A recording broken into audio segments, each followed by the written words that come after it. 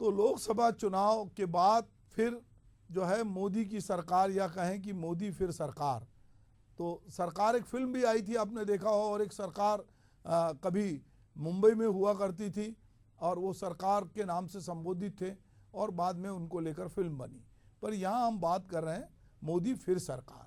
दरअसल जो नरेंद्र मोदी हैं वो तीसरी बार अब प्रधानमंत्री बनने जा रहे हैं। संसदीय दल का नेता चुने जाने के बाद तीसरी बार मोदी सरकार बनने का रास्ता साफ हो गया है और एनडीए ने राष्ट्रपति से मिलकर सरकार बनाने का दावा भी पेश कर दिया।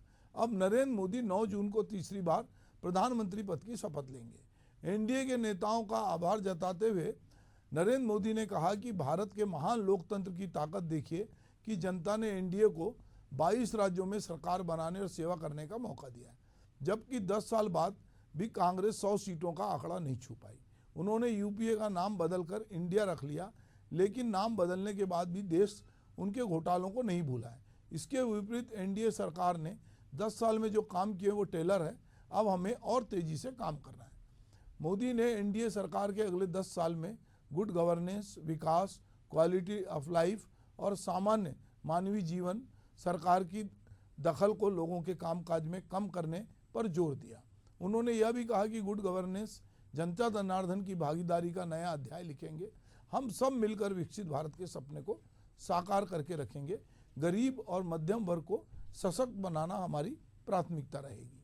आज मोदी जी ने ये बात, जो पुराना लोकसभा का भवन था वहाँ पर उस हाल में सब इकट्ठे हुए थे, जितने सांसद थे उनको उन्होंने संबोधित किया।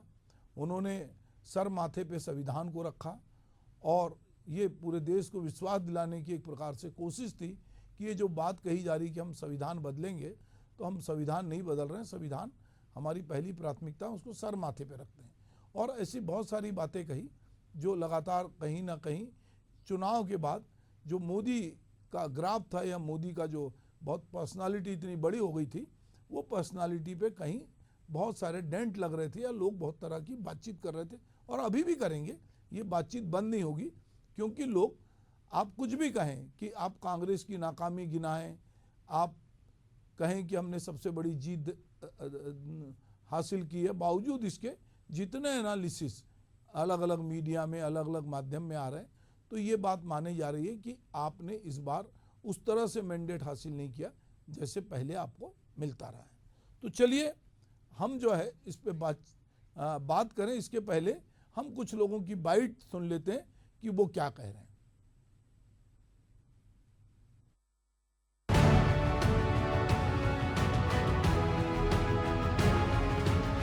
10 साल बाद भी कांग्रेस 100 के आंकड़े को नहीं छू पाई।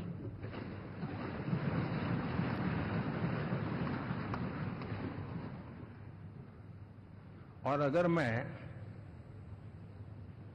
14, 19 और 24 तीन चुनावों को जोड़ करके कहूं, कांग्रेस के 3 चुनाव जोड़ूं, तो इन 3 चुनावों में जितनी सीटें मिली है उससे ज्यादा हमें इस चुनाव में मिली है।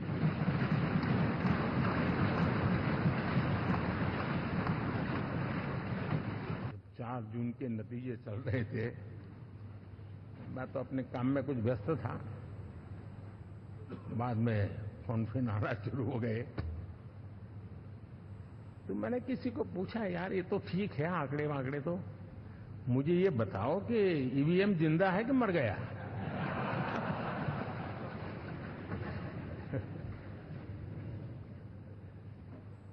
क्योंकि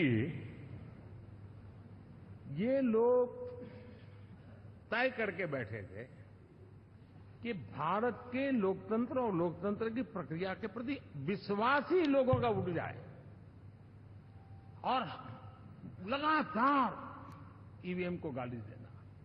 और मुझे तो लगता था कि शायद इस बार वो ईवीएम की अर्थी का जुलूस निकालेंगे, लेकिन 4 जून शाम आते आते उनको ताले लग गए, ईवीएम ने उनको चुप कर दिया। ये ताकत है भारत के लोकतंत्र की, ये ताकत है भारत की निष्पक्षता की। ये भारत है, ये भारत की ताकत है, भारत के चुनावी तंत्र की, चुनाव आयोग की। और मैं मानता हूं कि ये,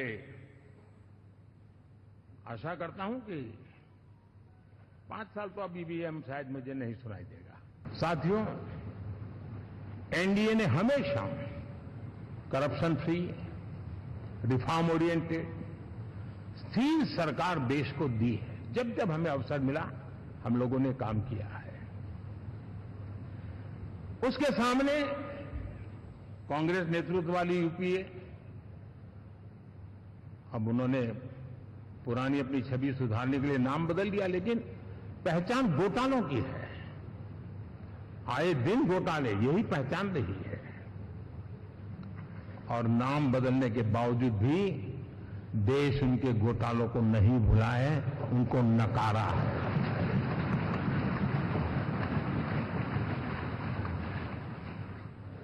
और मैं कह सकता हूं साथियों, इंडी अलायंस वालों ने एक व्यक्ति का अपोज करने के वन पॉइंट एजेंडा के कारण देश की जनता ने उनको ही ऑपोजिशन में बिठा दिया है।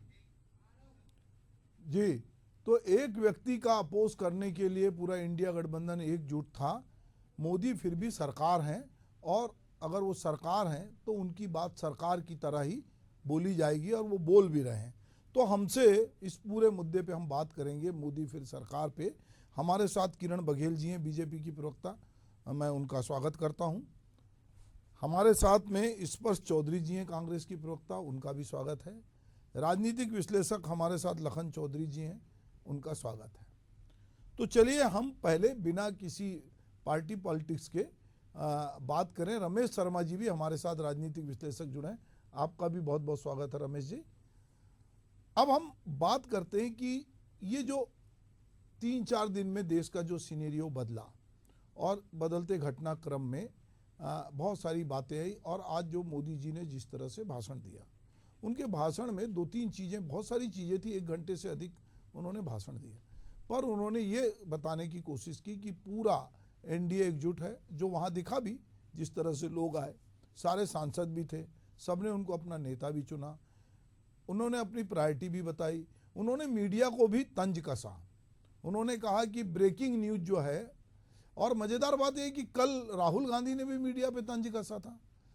तो मीडिया के साथ बैठकर सब पार्टियां गलबैयां करती हैं, और जब मौका मिलता है तो मीडिया को भी लताड़ती हैं। और मीडिया खुद भी इसके लिए जिम्मेदार है कि जब आप उनके स्वर में स्वर मिलाओगे, आप पार्टी प्रवक्ता हो जाओगे, आप उनका झंडा उठाने लगोगे, तो जिसका झंडा उठाओगे किसी दिन वो भी गाली देता है। तो ये भी हुआ, कल उनने दिया, आज इनने दिया। बहरहाल ये सब के बीच में हमने ये देखा कि मोदी जी प्रधानमंत्री बन रहे हैं 3री बार, और उन्होंने बताया कि उनकी प्राथमिकता क्या है।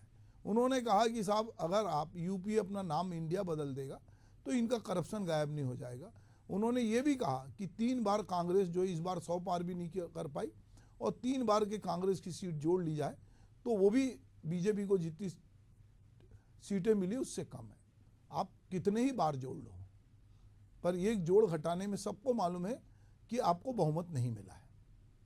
आपके पास अलग अलग दलों की का समर्थन है, और वो कहीं ना कहीं आपके साथ बहुत सारी चीज़ों में असहमत होंगे, क्योंकि जो आपका एजेंडा था वो आगे पता चलेगा।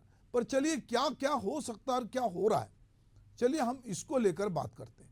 तो सबसे पहले मैं रमेश शर्मा जी के पास चलूँगा। रमेश जी, आप काफ़ी वरिष्ठ हैं, ये पूरे राजनीतिक घटनाक्रम को, और 3रे बार नरेंद्र मोदी जी प्रधानमंत्री बन रहे हैं और लगभग सब कुछ तय हो गया है, इस पूरे घटनाक्रम को, उनके भाषण को, और 2-3 दिन में जो कुछ हुआ, और इंडिया गठबंधन की पूरी कार्य पद्धति को आप किस तरह से देखते हैं? देखिए, मोटे तौर पर यहाँ हम 2 चीज देख सकते हैं जी, कि इसमें तो कोई शक नहीं कि एनडीए का जन समर्थन अपेक्षा का तभी बना हुआ है, लेकिन कहीं ना कहीं उनके जो निचले स्तर का कार्यकर्ता था वो थोड़ा ओवर कॉन्फिडेंस में था, और उसको लगता था कि हम जीत रहे तो मेहनत काहे के लिए करें। तो वो एक कमजोरी उनकी रही। दूसरी तरफ जो इंडिया अलायंस बना है विपक्षी दलों का, उन्होंने कई प्रकार की इसमें रणनीति अपनाई। जी। उनमें कई आपस में मतभेद होने के बावजूद भी उन्होंने सबसे पहले मोदी जी को टारगेट किया कि मोदी जी चुनाव हारे, मोदी जी चुनाव हारे, इस पर सारे लोग एक थे और वो सारा का सारा परिणाम हमारे सामने आया। और मोटे तौर पर कहीं ना कहीं आगे चल करके जो मुस्लिम आरक्षण को लेकर के बात चली, उस मुस्लिम आरक्षण को लेकर के जो माइनॉरिटी का वोट था वो कहीं ना कहीं यूनाइट हुआ और इसकी कल्पना संभवतः एनडीए वाले इसकी नहीं कर पाए और उनको ये जो पूरी पट्टी में उनको नुकसान हो गया। अब भविष्य की जहाँ तक हम लोग बात करें, जैसे कि आज बैठक हुई, आपने भी उसके सारे के सारे विवरण दिए। इस पूरे एनडीए गठबंधन में केवल 2 ही चेहरे ऐसे हैं जिनके बारे में ये माना जाता है कि वो थोड़ा बहुत आगे और थोड़ा बहुत पीछे हो सकते हैं, और केवल 2 विषय ऐसे आएंगे जिन 2 मुद्दों पर आगे चल करके टकराहट हो सकती है। एक हो सकती है मुस्लिम आरक्षण को लेकर के हो सकती है और दूसरी जातिगत जनगणना को लेकर के बात हो सकती है। बाकी मुद्दों पर मैं समझता हूँ सहमति बनेगी। एक नागरिक आचार संहिता पर भी सहमति बन सकती है और एक इलेक्शन पर उस पर भी सहमति बन सकती है। लेकिन मुझे जो लग रहा है कि मोदी जी इस वाले तीसरे कार्यकाल में इस परिस्थिति को देख करके थोड़ी प्रायोरिटी बदलेंगे।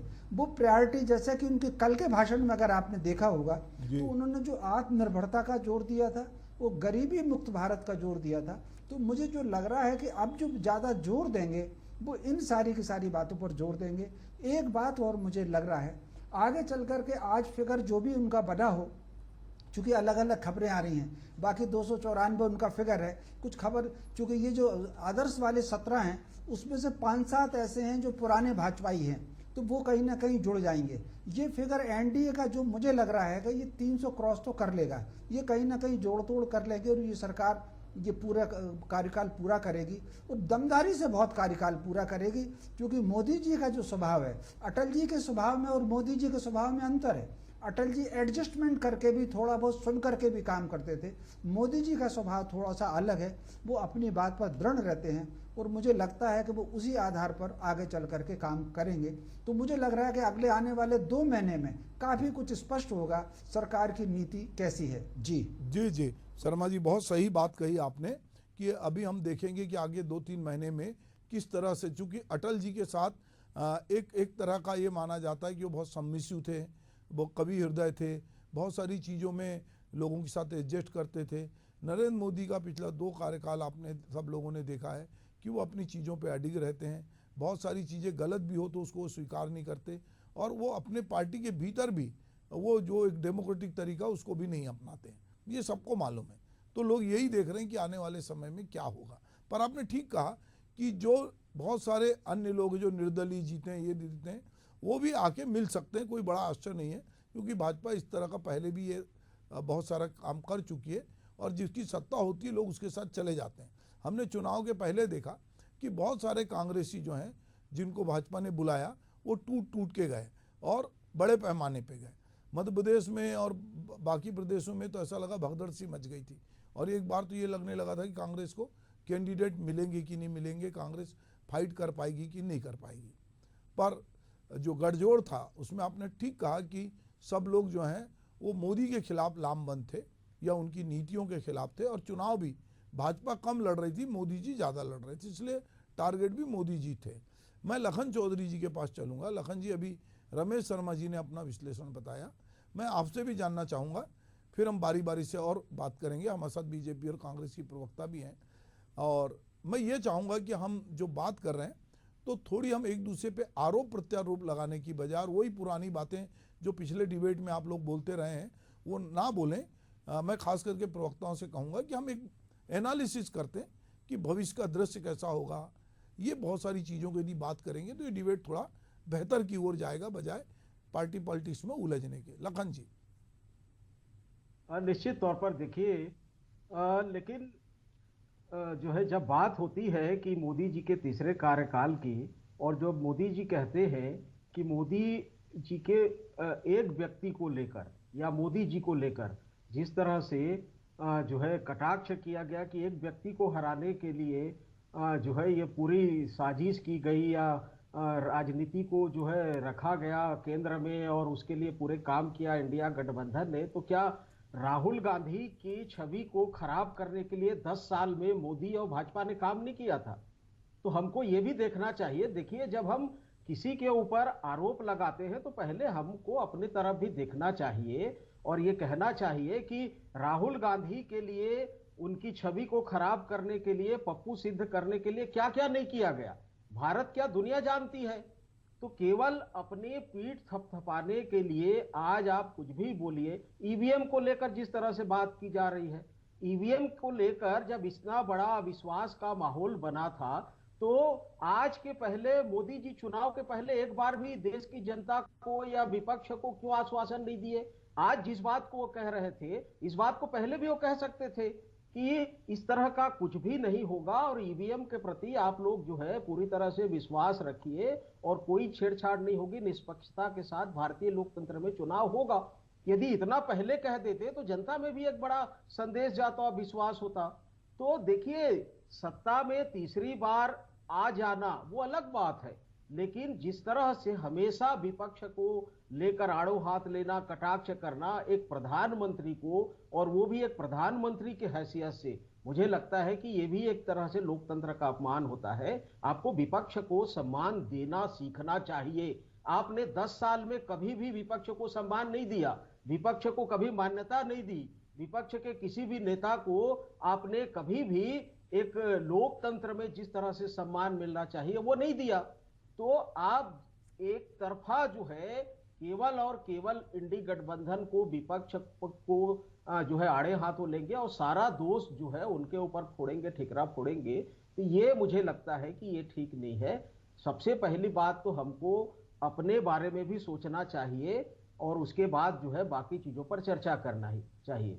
बहरहाल सुभाष जी, मैं सबसे पहले तो देखिए शुरुआत अलग करना चाह रहा था, लेकिन क्योंकि विमर्श जो है एक अलग ढंग से शुरू हुआ। आपने जो टाइटल दिया आज का कि मोदी फिर सरकार, तो ये बहुत ही बेहतरीन टाइटल जो है आपने दिया है। आपको और आपकी टीम को बधाई इसके लिए, क्योंकि देखिए आपने भी जो उद्बोधन में कहा था कि सरकार मतलब, और ये तलखियां और ये जो एक तरह से जो भाव है वो कल भी और आज भी मोदी जी के भाषण में, उद्बोधन में ये दिख रहा था कि अभी भी सरकार और एक तानाशाह की जो बात जो है होती है या जो कही जाती है उनके बारे में, वो छवि आज भी है। इतना होने के बाद भी, 240 में सिमट जाने के बाद भी वो केवल और केवल विपक्ष को जो है दोष दे रहे हैं और सारा ठिकरा विपक्ष के ऊपर फोड़ रहे हैं। और अपने जब सीट जो है घटकर 63 सीट जब कम हो जाती है एक ऐसे मजबूत सरकार की, ऐसे जो है मजबूत व्यक्ति की, जो अपने दम पर मोदी की गारंटी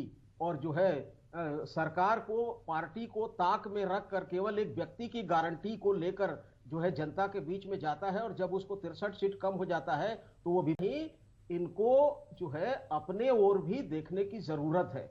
बहरहाल बधाई कि तीसरी सरकार बन रही है।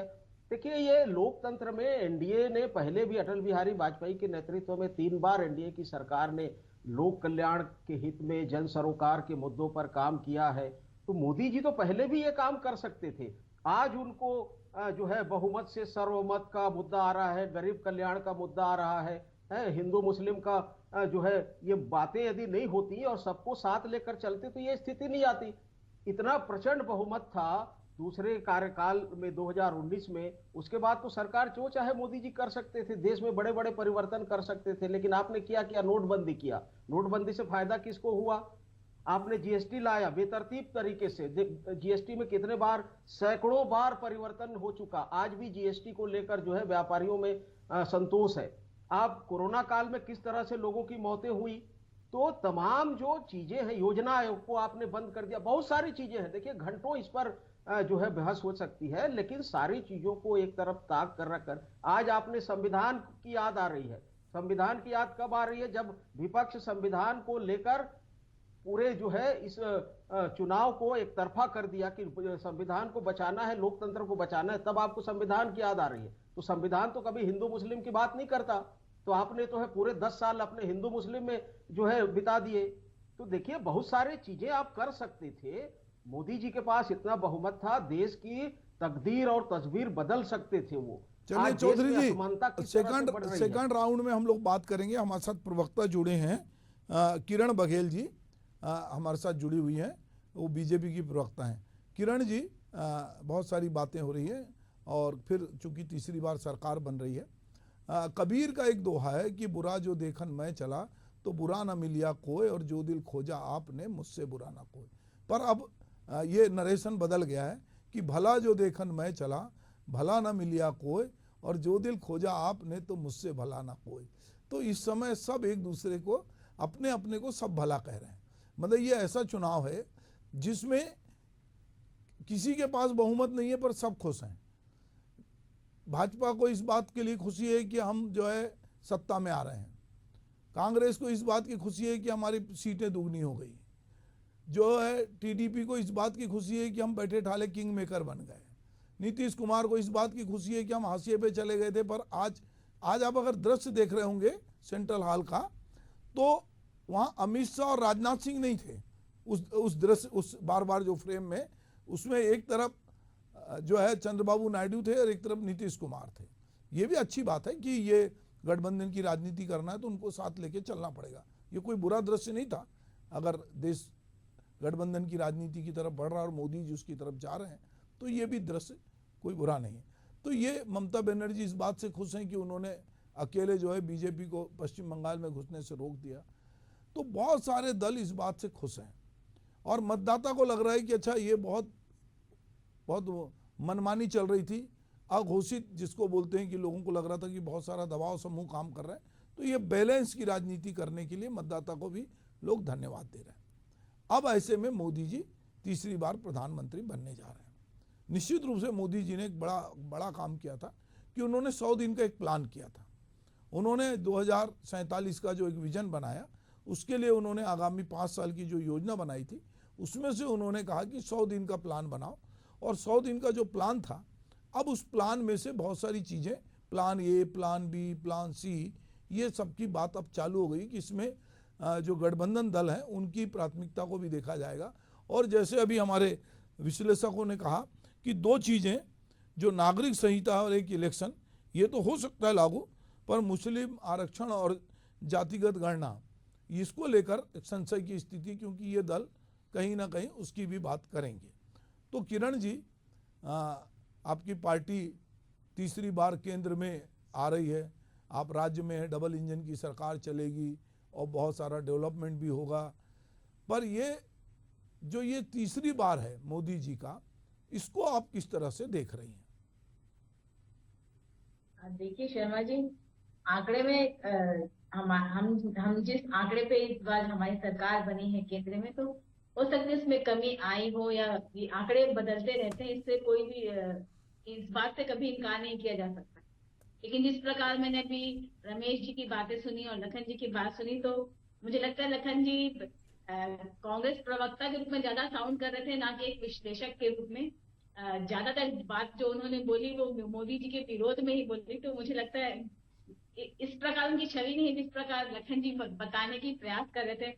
एक तरफ वो उनको तानाशाह बताने का प्रयास कर रहे थे। अगर तानाशाह होते तो वो फिर ये वो कह भी रहे थे कि कुछ भी बड़े फैसले ले सकते थे। तो अगर तानाशाह होते तो वो 10 साल की सरकार रही, वो मनमाना अपनी तानाशाही चला सकते थे और कुछ भी थोप सकते थे भारत की राजनीति पे या भारत के लोगों पर। उन्होंने ऐसा नहीं किया। उन्होंने हमेशा गरीब के बारे में सोचा, महिलाओं के बारे में सोचा, युवाओं के बारे में सोचा, भारत के विकास के बारे में सोचा। इस बात से आप कतई इनकार नहीं कर सकते कि आज भारत पूरे विश्व एक महाशक्ति के रूप में उभर रहा है। पूरा विश्व आज भारत की भारत को एक उम्मीद भरी नजर से देख रहा है। रही बात कुछ सीटें कम जरूर हुई हैं, तो इसके बहुत सारे कारण हैं जो आने वाले समय में विश्लेषण इसका हो रहा है और होना भी चाहिए। क्योंकि आप देख सकते हैं कुछ क्षेत्र में जो गठबंधन थी कांग्रेस या एसपी या बहुत सारे दलों की, वो कहीं ना कहीं कामगार साबित हुई। और जो संविधान बदलने का नैरेटिव जो विपक्ष ने सेट कर दिया था जनता के मन में, मुझे लगता है वो कहीं ना कहीं उनके मन में बैठाने में कामयाब रहे, जिससे कुछ सीटें कम हुई हैं। लेकिन फिर भी 14 से अगर 24 की बात करें तो कांग्रेस की जो सीट के आंकड़े हैं वो 100 तक नहीं पहुंच पाए। जिस आंकड़े पे हम अभी भाजपा सरकार बना रही, वो 3 साल में इनके आंकड़े नहीं रहे। इस बात से भी कतई इनकार नहीं किया जा सकता। उड़ीसा की बात करें, कई अन्य राज्य की बात करें जहां हमने 20-26 साल के इतिहास को बदलने का काम किया है, तो मुझे लगता है कुछ भ्रम जो जनता के सामने विपक्ष ने फैलाने का काम किया, बहुत मजबूती से फैलाया और उस पर सफल हुई। और मुझे लगता है कुछ अच्छे जो काम किए हैं, अच्छी चीजें जो हमारे भाजपा के कार्यकाल में वो जनता तक पहुंच नहीं पाई है, शायद हम संप्रेषित करने में कामयाब नहीं हो पाए हैं। लेकिन फिर भी आज भाजपा सबसे बड़ी ताकतवर पार्टी के रूप में उभरी है। फिर से गैर कांग्रेसी प्रधानमंत्री का तीसरी बार निर्वाचित होना अपने आप में एक बहुत बड़ी इतिहास रचता है। भारत के इतिहास में एक नया नाम इंगित होता है। अगर पंडित जवाहरलाल नेहरू जी के बाद अगर गैर कांग्रेसी कोई नेता तीसरी बार प्रधानमंत्री बनता है तो ये भी अपने आप में एक इतिहास की बात होगी। मुझे लगता है तीसरे कार्यकाल में जो भी निर्णायक निर्णय होंगे, जो भारत के पक्ष में होंगे, जो भारत को महाशक्ति के रूप में उभारने का काम करेगा, मुझे लगता है मोदी जी जरूर लेंगे। और आंकड़े भले ही कम हुए हैं, मुझे लगता है जितने भी विधेयक होंगे या बहुत मजबूती से लिए जाने वाले फैसले होंगे वो बिल्कुल लिए जाएंगे। और मुझे लगता है कि भारत की जनता ने जो तीसरी बार विश्वास जताया है मोदी जी पे, वो उनकी विश्वास पे, उनके भरोसे पे खरे उतरेंगे। जी, तो मोदी जी जनता के विश्वास पर भरोसे पे खरे उतरेंगे। मोदी की गारंटी जो मोदी ने चुनाव में दी थी वो गारंटी पूरी होगी, लोगों को ऐसा विश्वास है। और लोगों को लग रहा है कि तीसरे कार्यकाल में मोदी जी जो कह रहे थे वो कर पाएंगे। स्पर्श चौधरी जी, क्या वजह हुई कि मोदी की तमाम गारंटी, मोदी जी के तमाम वादे, बीजेपी का बहुत एग्रेसिव कैंपेन, मध्य प्रदेश में तो उन्हें 29 की 29 सीटें जीत ली, छत्तीसगढ़ में 10 सीटें जीत ली, उड़ीसा में जहां उनकी सरकार नहीं थी सरकार बना ली, आंध्रा में अपने सहयोगी दल के साथ सरकार बना ली। जीत तो बहुत जगह दर्ज की जो प्रधानमंत्री बोल रहे थे, पर जहां से आंकड़ा छूना चाहिए था, जहां वो पिछली बार 303 पे थे उससे पीछे आए और 240 पे आए, और अभी उनको सहयोगियों के साथ जो है सरकार बनाना पड़ रहा है।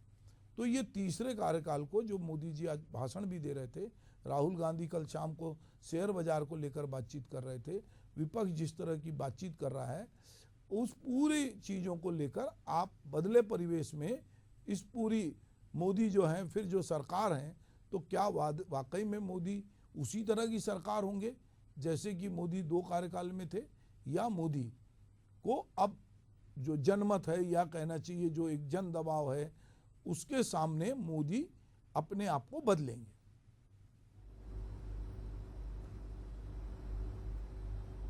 आपकी आवाज खोल लीजिएगा। हेलो, हाँ बोलिए। हाँ, मैं अकेला सब पर भारी 400 पार से मोदी जी की 67 बार मैनिफेस्टो में फोटो से मोदी सरकार से अब हम एनडीए सरकार की बात कर रहे हैं। ये भारतीय लोकतंत्र की और जनता जनार्दन की आवाज है जिसे 10 साल में कुचलने की पूरी कोशिशें की गई। और ये जो रिजल्ट्स आए हैं, जो नतीजे आए हैं, जैसा किरण जी ने कहा, और मुझे लगता है हर पॉलिटिकल पार्टी को जनता के आदेश को समझते हुए, आपको मेरी आवाज आ रही है? हाँ जी बोलिए बोलिए, आवाज आ रही है। हाँ, जनता के आदेश को, जनादेश को समझते हुए एनालिसिस करना चाहिए, ये तो एक बात है। लेकिन भारत के इतिहास में कोई प्रधानमंत्री सबसे कम मार्जिन से जीतने वाला अगर कोई बना है तो माननीय मोदी जी इस बार बने हैं, 116वें नंबर पे वोट पाने में, है ना। और राम नाम का इतना आपने जिसको इस्तेमाल किया, भगवान को व्यापार की तरह इस्तेमाल किया, उस अयोध्या मंडल की जितनी सीट्स हैं सभी में भारतीय जनता पार्टी को हार मिली है। सोचने की बात, ये कोई तंज भी नहीं है, ये मेरे प्यारे भारत का, मेरे प्यारे देश की जो धर्मनिरपेक्ष फैब्रिक था, उसको मंगलसूत्र, मुर्गा, मटन, मुस्लिम के नाम पर जो बांटने का जो गंदा खेल सिर्फ भाषणों में नहीं 10 साल से खेला जा रहा था। आप नियति ने चंद्रबाबू नायडू जी, नीतीश जी को, आपको उनकी सहारे के बिना आपकी सरकार बनने में अभी दिक्कत आ रही। आप सोचिए, वो दोनों सेक्युलर नेता हैं, अपने साथ मुस्लिमों को लेकर चलने वाले हैं। वो इस तरीके के आपके एजेंडा को, जिसके बिना आपका चुनावी नैरेटिव नहीं चला था, वो नहीं चल सके। दूसरी बात, गठबंधन सरकार एक कभी भी इस तरीके से नहीं चलती जिस तरीके से 10 साल से मोदी जी ने चलाने की कोशिश की। क्योंकि उनके पास प्रचंड बहुमत था। जैसा सही कहा गया जी, वो बहुत कुछ अच्छा कर सकते थे, लेकिन उन्होंने उसका इस्तेमाल ऐसी नीतियों के लिए किया, वन साइडेड यूनिलैटरल नीतियों के लिए किया, चाहे जीएसटी का फॉल्टी इंप्लीमेंटेशन हो, चाहे नोटबंदी हो, कोरोना के दौरान वैक्सीन बनाने वाली कंपनी को जो इलेक्टोरल बॉन्ड घोटाला हो, और अभी चुनाव के दौरान स्टॉक एक्सचेंज घोटाला हो, नीट की परीक्षा के रिजल्ट को लेकर बच्चे करह रहे हैं, उसके पेपर लीक को लेकर करा रहे थे, तमाम बातें हैं। तो मुझे लगता है किसी भी सरकार, ये तीसरी सरकार है मोदी जी की, और किसी और की भी होती, उसके सामने भारत जिस मुहाने पर खड़ा है वो बेरोजगारी, महंगाई और आर्थिक असमानता के ऐतिहासिक समस्याओं से जूझ रहा है, उसका जवाब दिए बिना ये सरकार चलाने में आपको दिक्कत आएगी। क्योंकि अब आपको, अच्छा एक और बात है, माननीय मोदी जी ने जब जिस क्षेत्रीय पार्टी को अपने साथ जोड़ा, जो अलायंस में रहे, उनको तोड़ दिया। देश भर में उदाहरण है, अगर मैं गिन के बताऊं तो भी आपको पता है बात, शिवसेना, एआईएडीएमके, वो खत्म हो गई, जो भी उनके साथ जुड़े वो खत्म हो गए। अब सवाल है, चंद्रबाबू नायडू जी अपनी पूरी बहुमत के साथ वहां पर सीएम बनने जा रहे हैं, सरकार बनाने जा रहे हैं, वहां पर जो हमारे नीतीश कुमार जी हैं, उन्होंने भी अच्छी सीटें पाई हैं। तो ऐसे में क्षेत्रीय पार्टियों की आवाज और एनडीए के बाकी छोटे छोटे घटक दलों की आवाज भी आपकी सरकार में आनी होगी। अब आप सभी जानते हैं कि चाहे नीतीश जी हो, चाहे चंद्रबाबू नायडू जी हो, मैं क्या कह रहा हूँ आपसे स्पष्ट जी, आप देखिए, आप अभी हम जो बात कर रहे हैं उसको थोड़ा सा समअप कीजिए। मैं राजनीतिक विश्लेषकों के पास चलता हूँ कि हम तीसरे बार में जो मोदी जी की सरकार बन रही है, उस सरकार में आपको प्लस माइनस जो दिख रहा है, देखिए अभी एक नए तरह का जीवन जीने का एक फंडा आया है कि हर पल यहाँ जी भर जियो, कल ये समा फिर होना हो। तो अगर आपको लोगों को अगर आज मौका मिल रहा है और वो सरकार में शामिल हो रहे हैं, तो ये सबको मालूम है कि शिवसेना टूटी है, सबको मालूम है कि एनसीपी टूटी है, ये जो नेता है ये कोई बच्चे तो है नहीं, ये तो दोनों बहुत मेच्योर नेता हैं, ये तो बिल्कुल मोदी की टक्कर के नेता हैं। उसके बाद भी यदि वो मोदी जी के गठबंधन से जुड़ रहे हैं तो उनको ये तो नहीं कि ऐसा नहीं मालूम है कि वो राजनीति में कोई बच्चे हैं कि उनके साथ कोई छल कपट हो रहा है, वो तो बाकायदा बढ़ चढ़ के हिस्सेदारी कर रहे हैं। तो ये अपनी जगह है। मैं ये कह रहा हूँ कि अभी जो कुछ जनादेश मिला है और जिसके बाद मोदी सरकार बन रही है, जो उन्होंने बातचीत की, उस पर अपनी बात हम केंद्रित करेंगे। मैं रमेश शर्मा जी के पास फिर से लौटता हूँ। रमेश जी, हम ये पूरी बातचीत कर रहे थे, इस बातचीत में एक और बातचीत आई कि ये जो आंकड़ा जरूर है जिसको भले ही बहुमत मिल गया एनडीए के साथ, पर उसके खतरे भी हैं और लोगों को लगता है कि जैसा आपने भी शुरू में कहा था कि मोदी जी जो है अपनी बातों में थोड़े अडिग रहते हैं, वो या तो अपने को बदलेंगे और वो गठबंधन धर्म का पालन करेंगे। बहुत सारे एजेंडे वो जैसा चाहते थे वैसे नहीं होंगे। जैसे वो रात में प्रकट होकर 8 बजे यदि बोल देते थे कि अब नोटबंदी होगी तो नहीं बोल पाएंगे। मतलब उनको अपने लोगों को भरोसे में लेना पड़ेगा, क्योंकि गठबंधन अगर चलाना है तो आंध्रा में मुस्लिम है, चंद्रबाबू नायडू के साथ वो मुस्लिमों को नाराज नहीं करेंगे। नीतीश कुमार जो है उनका भी एक तरह का नए तरह का सोच है, वो भी लोहिया और जयप्रकाश की स्कूल के विद्यार्थी रहे हैं, तो वो भी बहुत सारी चीज़ों में सहमति नहीं देंगे। तो ये सारी बातें और जो आज मोदी जी कह रहे थे और जो बात अभी निकल के आ रही है, इस बार एक बात जो आपने बड़ी महत्वपूर्ण बात की कि जातिगत गणना, इस बार हिंदुत्व पे जाति भारी पड़ी है, खास करके यूपी में। वहाँ पे अगर अयोध्या की बात कर रहे थे अभी कि अयोध्या में एक दलित व्यक्ति जीता है और कोई भी कारण, बहुत सारे कारण गिना रहे हैं लोग, पर वहाँ कहीं ना कहीं दलित, मुस्लिम और अन्य लोग संविधान खतरे में हैं या जो भी बोला इन्होंने नैरेटिव सेट किया हो, उसकी वजह से भी हो, वहाँ कहीं ना कहीं वो जो मतदाता जिसपे सबसे ज़्यादा भरोसा था वो थोड़ा पीछे हटा है। ये क्या आने वाले समय में मोदी जो तीसरे नंबर में होंगे, ये जो जहाँ जहाँ चूक हुई है, जो 400 पार था या 370 था, ये जो चूक हुई है इसको सुधारते हुए चलेंगे। देखिए, निश्चित रूप से इसमें कहीं ना कहीं भारतीय जनता पार्टी को और एनडीए गठबंधन को अपनी रणनीति पर नए सिरे से विचार करना, क्योंकि ये जो चुनाव अगर आपने देखा होगा, इस चुनाव में जो मुद्दे आए हैं वो मुद्दे कई बार राष्ट्र और संस्कृति और उनके अपने पूर्वजों के विरुद्ध आए हैं। मोटे तौर पर अगर आप देखेंगे तो जो सबका साथ सबका विकास सबके विश्वास की बात नरेंद्र मोदी जी ने कही थी, और राम मंदिर को लेकर के कहीं ना कहीं एक भावनात्मक एकता, कोई उसको समर्थन करे या कोई उसका विरोध करे, लेकिन पूरे देश में एक भावनात्मक एकता का वातावरण बना।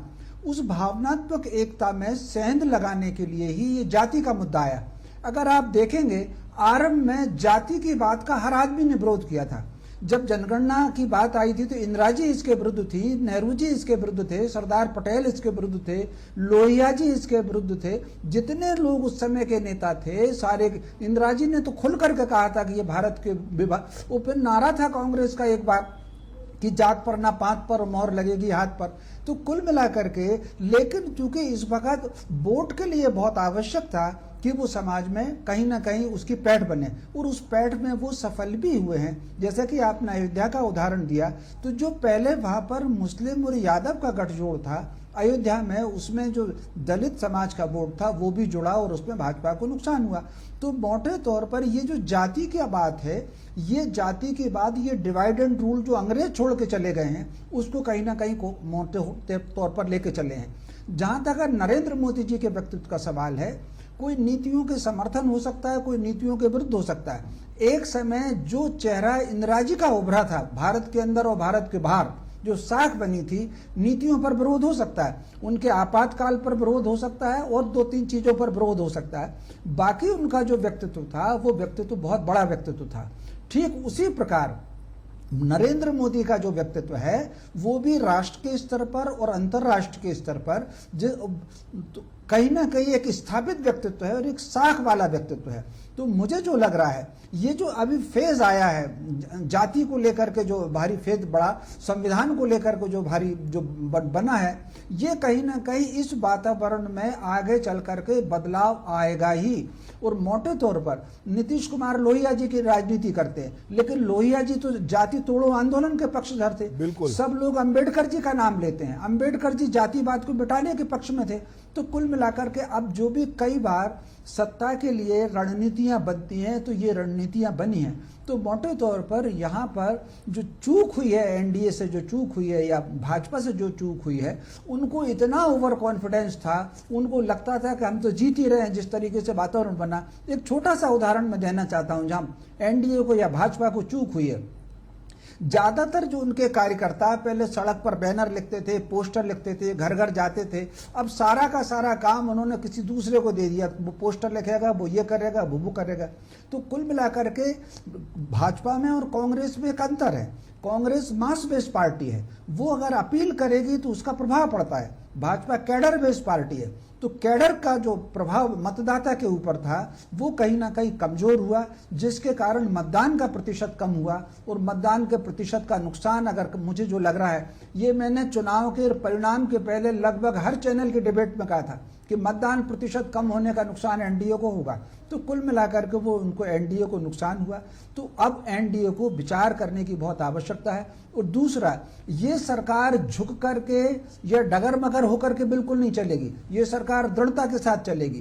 केवल 2 ही मुद्दे हैं, जिन 2 मुद्दों पर उनके 2 साथियों से विरोध हो सकता है। भाजपा उसको पीछे करेगी, दूसरे मुद्दों को आगे करेगी।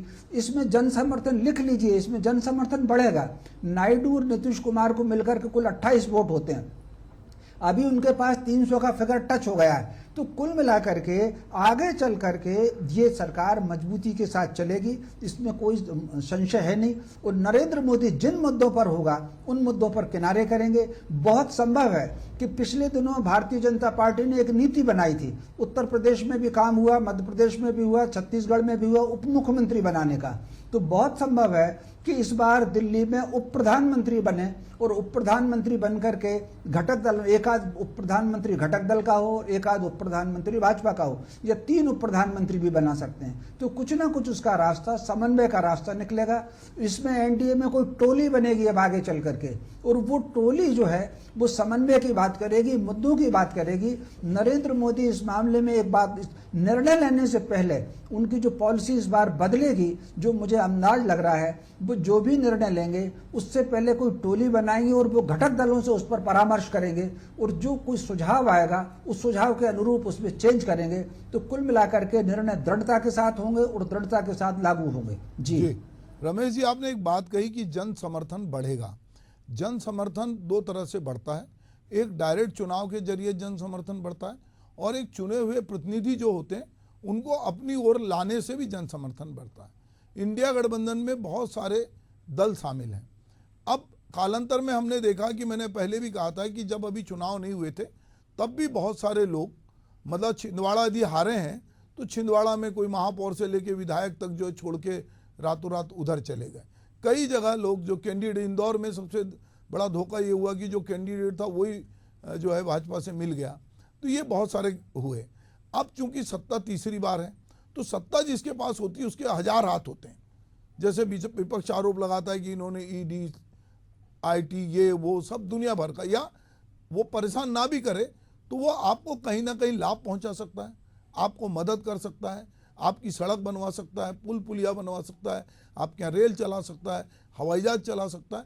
कई तरह से सत्ता जो है वो किसी भी क्षेत्र में, एक जनप्रतिनिधि अपने क्षेत्र में डेवलपमेंट चाहता है, पहली प्रायोरिटी उसकी होती है कि मैं जिस क्षेत्र का हूँ वहाँ डेवलपमेंट हो, और वो जानता है कि यदि ये विपक्ष है और मैं विपक्ष में ही रहा तो मेरी बहुत सारी चीज़ें नहीं मानी जाएगी।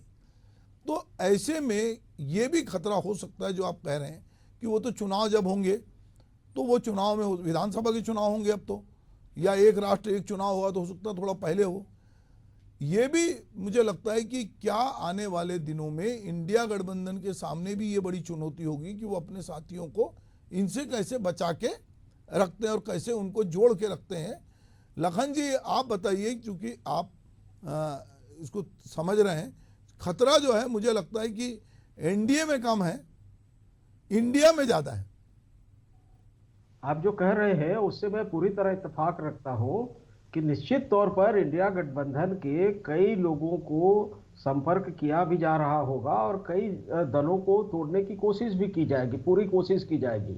और पैसे के दम पर जिस तरह से राजनीति आज हो रही है, आज आप देखिए कि छत्तीसगढ़ के बारे में कहा जाता है कि छत्तीसगढ़ में 10 जो भाजपा के विधायक सांसद जीत कर आए हैं, कांग्रेस के 10 लोग हारे हैं।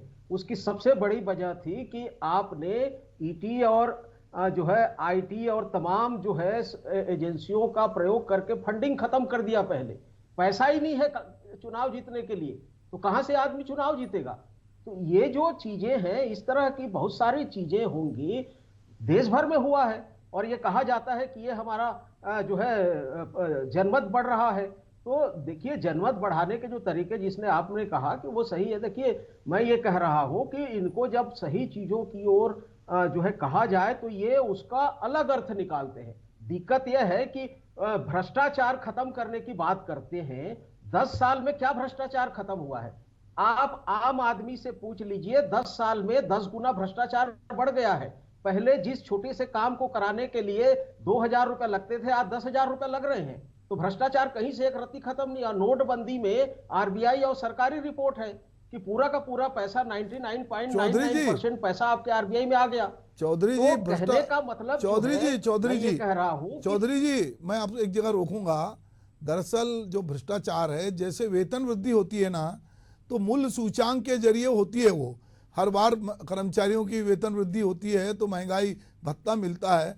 तो भ्रष्टाचार को भी आप उसी तरह समझिए कि जो बाजार जब जिस तरह बढ़ रहा है तो वो उसका असर तो जो है, चीजें महंगी होगी तो मांगेंगे भी लोग ज्यादा। ये भी तो हो रहा है। बिल्कुल बिल्कुल, मैं सहमत हूं। और भ्रष्टाचार जो है आपको केवल विपक्ष का दिखता है। सत्ता पक्ष में अजीत पवार जो है आज आपके साथ में आज भी खड़ा हुआ है। तो देखिए, बहुत सारी चीजें हैं सुभाष जी। लेकिन मैं ये कहना चाहता हूं कि कोरोना काल के बाद जनगणना आज तक देखिए देश में नहीं हो पाई। जनगणना से आपको आर्थिक नीतियां बनाने में जो सहयोग मिलता है कि किस तरह के आज बेरोजगारी, महंगाई, आज 4,000 5,000 रुपए में परिवार किस तरह से पाल रहे हैं। लोगों के घरों में जाकर देखिए किस कदर महंगाई है, लोगों का जीना हराम हो गया है। कारपोरेट पैसे से आप इंफ्रास्ट्रक्चर की बात करते हैं, इंफ्रास्ट्रक्चर चाहे एयरपोर्ट हो, चाहे रेलवे हो, चाहे सड़कें हो, इसका फायदा कौन ले रहा है? केवल कारपोरेट घराने उठा रहे हैं। आम आदमी वही सड़क पर है बेचारा और 2 वक्त की सही ढंग से रोटी भी नहीं खा पा रहा है। तो आप एजेंडों को दरकिनार करके आप जो बहुमत है, जो प्रचंड आपका जनमत है, उसका इस तरह दुरुपयोग करेंगे तो मुझे लगता है कि आने वाले दिनों में भी कोई बहुत बड़ा परिवर्तन आएगा, ऐसा मैं उम्मीद नहीं करता। लेकिन मैं चाहता हूं, उम्मीद करता हूं कि तीसरे कार्यकाल में कम से कम मोदी जी उनके जो है पास जितनी लोकप्रियता है, मैं पहले भी कह चुका हूं कि मोदी जी के पास इतनी लोकप्रियता थी दुनिया भर में कि वो चाहते तो इस भारत के नक्शे को बदल सकते थे। रोजगार के मुद्दे पर आप देखिए किस तरह से हाहाकार मचा हुआ है। लोग जो है किस तरह से समाज में असमानता किस तरह से बढ़ रही है। एक आदमी महीने में 10,000 नहीं कमा पा रहा है और एक आदमी हर सेकंड में जो है लाखों करोड़ों रुपया कमा रहा है। तो 144 करोड़ जनसंख्या के लिए आप जो है क्या कर रहे हैं? मेरी चिंता ये है। तो जो आज आधी से अधिक जो आबादी है हमारे देश की, उसके बारे में कौन सोचेगा? आप उनके नेता हैं, प्रधानमंत्री हैं, तो आपको उनके बारे में भी सोचना चाहिए। हर चुनाव में केवल हिंदू मुस्लिम का एजेंडा जो है ले आना अंतिम समय में और उसके साथ चुनाव जीतना, तो मुझे लगता है कि ऐसी लोकप्रियता, ऐसा जो है अभी लोकतंत्र की याद और संविधान की याद आपको अभी आ रही है 10 साल में। तो मैं चाहता हूं कि मोदी जी तीसरे कार्यकाल में जो है जनता के लिए वाकई में काम करें। विकास का एजेंडा भाजपा का था 2013 के पहले, तो विकास के एजेंडे पर वास्तव में काम हो। रोजगार को लेकर, महंगाई को लेकर, असमानता को लेकर जनगणना क्यों नहीं कराई? जब सारे चुनाव हो रहे थे जनगणना क्यों नहीं हुआ? तो मैं ये कह रहा हूं कि पॉजिटिव पॉलिटिक्स होनी चाहिए और जनता, हमारे देश में रिसोर्सेस है, संभावनाएं हैं, पोटेंशियल है, उसका उपयोग सरकार चाहे तो कर सकती है और करना चाहिए मुझे लगता है। और इसके लिए मैं जो है तीसरे कार्यकाल की बधाई भी देता हूं कि आप जनता के लिए काम करिए, जन सरोकार के लिए काम करिए। जी, ये हमारे देश में जब मोदी सरकार आई, अभी खास करके ये दूसरे टर्म में जो धार्मिक पर्यटन था उसको बहुत बढ़ाने का काम बहुत तेजी से हुआ और जितने धार्मिक विवाद थे और जहाँ पे हिंदुओं का क्लेम था वो कोर्ट की वजह से हो या किन्हीं भी कारणों से धीरे धीरे उसका स्वर मुखर हुआ। हमने देखा कि बीजेपी का जो सबसे बड़ा कहना चाहिए ब्रह्मास्त्र था वो राम मंदिर था और राम राज्य की कल्पना थी। तो चित्रकूट और अयोध्या दोनों जगह किन्हीं भी कारणों से, अब लोग कह रहे हैं कि उनमें जब डेवलपमेंट हुआ तो मुआवजा ठीक से लोगों को नहीं मिला, स्थानीय लोगों पे नाराज़गी थी, जो भी बहुत सारे कारण हो, पर ये दो जगह जहाँ से कि लगता था कि ये सबसे बड़ी। और एक तीसरी बात आपने कहा कि अभी स्पष्ट कह रही थी कि जो जीत का अंतर है कि जो मार्जिन से वोट से जीतते हैं, तो एक इतना बड़ा नेता जिसके नाम पे पूरा चुनाव लड़ा जा रहा है वो बनारस में उसका ग्राफ नीचे गिर रहा है। जनता जो है जितना वोट कभी कांग्रेस को नहीं मिला बनारस में, इस बार उसको इतना वोट मिला। तो वो क्या वजह थी किरण जी? मैं बार बार कह रहा हूँ राजनीतिक विश्लेषक इसकी बात करेंगे, पर निश्चित रूप से पार्टी के लेवल पर भी ये बात होगी कि, और वो सब कुछ के बाद एक आज ट्वीट आया, आपने देखा होगा, उस पर एक फिल्मी गायक है, उसने कहा कि मेरा ट्वीट नहीं है, उसके नाम जैसा ही ट्वीट था और उसको फिर लोगों ने इतनी गाली दी कि फिर उसने कहा कि ये मैंने ट्वीट नहीं किया है। तो इस तरह की बातें भी सोशल मीडिया पे आ रही हैं। किरण जी, देखिए शर्मा जी, आप पिछले चुनाव से अगर हम कंपैरिजन करें तो इस बार आपने देखा होगा कि कांग्रेस और एसपी साथ में लड़ी और कुछ छोटे और क्षेत्रीय दल थे जो साथ में लड़े हैं, जिसका सीधा सीधा फायदा हमको देखने को मिला यूपी के चुनाव में। तो इस पे मोदी जी के ग्राफ पर गिरना या मोदी जी के इमेज की बात की जाए तो मुझे लगता है कतई सही नहीं होगा। पहले आप देख सकते हैं एक सीट में एसपी का भी कैंडिडेट खड़ा हुआ करता था, कांग्रेस का भी और अन्य दल का भी और भाजपा का, तो वोट बट जाते थे। इस बार एसपी कांग्रेस तो कहीं घटक दल एक साथ के कारण सिर्फ एक ही कैंडिडेट खड़ा हुआ, तो उसमें कहीं ना कहीं बहुत बड़ा कारण रहा। यूपी में अगर भाजपा की सीटें कम आई हैं तो इसका बहुत बड़ा कारण रहा कि इनकी जो सहयोगी दलों के साथ जो गठबंधन था, ये बहुत बड़ा कारण रहा। इससे मोदी जी के या भाजपा का ग्राफ गिरना का कहीं बहुत ज्यादा लेना देना नहीं है। रही बात रामलला की, तो निश्चित तौर पे ये बहुत बड़ा हिंदुओं की आस्था से जुड़ा विषय था, और जिसमें मुझे लगता है कि जो 400 पार के नारे का जो नारा हम देते थे, उसको विपक्ष ने दूसरी तौर पे तोड़ मरोड़ के यह जनता तक संप्रेषित करने में कामयाब रही कि 400 पार ये कहीं ना कहीं संविधान बदलने के लिए ये नारा दे रहे हैं। तो ये मुझे लगता है एक दलगत राजनीति से उठकर मैं बोलना चाहूंगी कि शायद ये जनता के मन में बिठाने पे विपक्ष कामयाब रही।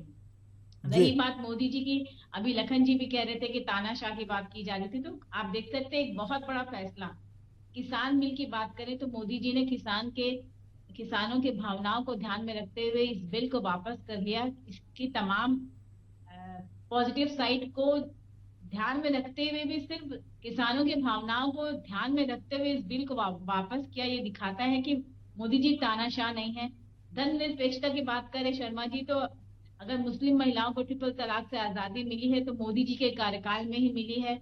अगर गरीब को छत मुहैया करवाया जाता है तो किसी धर्म या जाति विशेष को ध्यान देकर नहीं कराया जाता है। अगर रोजगार की बात करते हैं या नहीं, वो किरण जी सुनिए ना, ये बात तो मैं आपसे ये बात कहूँगा, सरकारी योजनाओं में कोई जाति वाति नहीं होती, उसमें पात्रता होती है, उसमें बीपीएल सूची होती है, पात्रता होती है, उसमें कोई भी बैठ जाए, किसी की सरकार हो, वो चंद्रशेखर की सरकार हो, देवगौड़ा की सरकार हो, वो किसी की सरकार हो, तो पात्रता तय होती है, पात्रता से मिलता है। इसमें ये होता है कि आप 10 लोगों को चुनना है तो अपने मोहल्ले की चुन लो या उस मोहल्ले की चुन लो, पर वो सूची में से ही चुनना पड़ता है।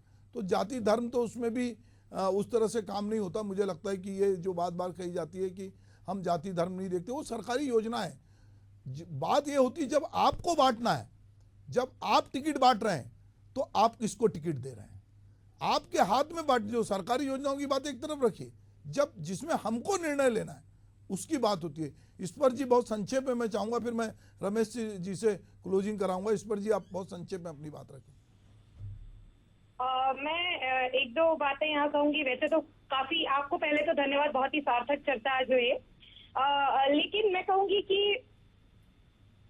अयोध्या या राम मंदिर के मुद्दे पर चुनाव लड़ा जाना और हारने के बाद वहीं के वासियों को गालियां दिया जाना, ये चल रहा है इस वक्त व्हाट्सएप ट्रॉल में।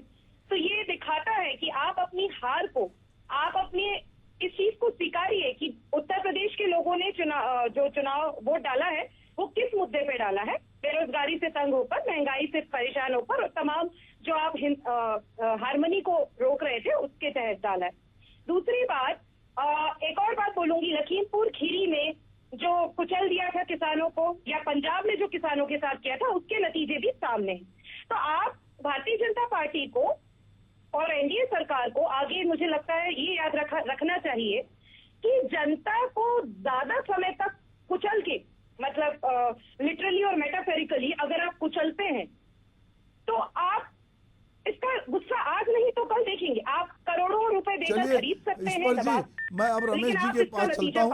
रमेश जी, फाइनल जो हम बातचीत कर रहे थे, उस पूरी बातचीत का कथासार या कहें कि एक नटसेल में हम कहना चाहें कि मोदी जो है फिर सरकार हैं, तो ये सरकार जो है किस तरह की सरकार होगी कि लोगों की अपेक्षाओं पे खरी उतरेगी, गठबंधन धर्म का पालन करेगी, बहुत सारे लोग उनसे जुड़ेंगे, और मोदी जी को जो पिछले 10 सालों में लोगों ने देखा है वो बदले हुए मोदी जी एक बड़े नेता के रूप में, राष्ट्रीय अंतर्राष्ट्रीय नेता के रूप में फिर से अपनी एक छवि निर्मित करेंगे। रमेश जी, देखिए, मोटे तौर पर ये सरकार गठबंधन धर्म का पालन करेगी।